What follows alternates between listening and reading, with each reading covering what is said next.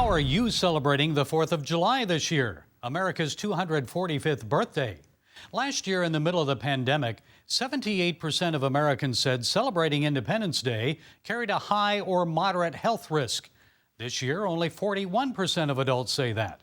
Regardless, some people won't celebrate at all. They're Americans, but they don't really like America. They'll wave and salute a rainbow or BLM flag, but not the Stars and Stripes. They'll dwell on the negative and turn their backs on America, just like U.S. hammer thrower Gwen Berry did when the national anthem played recently at the Olympic trials. Folks, I prefer to focus on the positive. This is the best country on earth. 2 million people flooding over our southern border this fiscal year proves that. So you think the United States has issues? Try visiting Iran, India, China, Nigeria, or Bangladesh. I could go on and on listing countries, but you get the idea. Let's not forget that celebrating American independence is about more than just going to the beach and grilling hot dogs. It's a time to remember our founding and the Judeo-Christian values that we hold close to our hearts, what makes us unique as Americans. No, we're not perfect, and yes, we've made a lot of mistakes, but Americans continue to strive to make our nation better. How about slavery?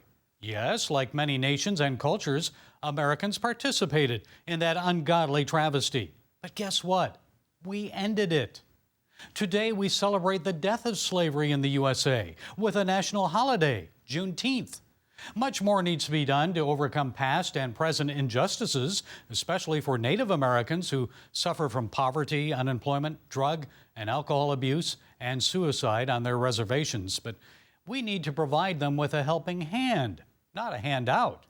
And there's a huge difference between equity and equality.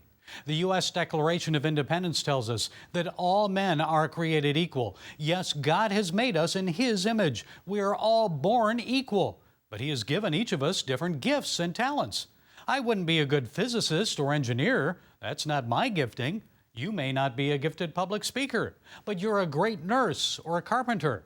We're not equal in what we do or what we accomplish in life. You cannot create equity in that.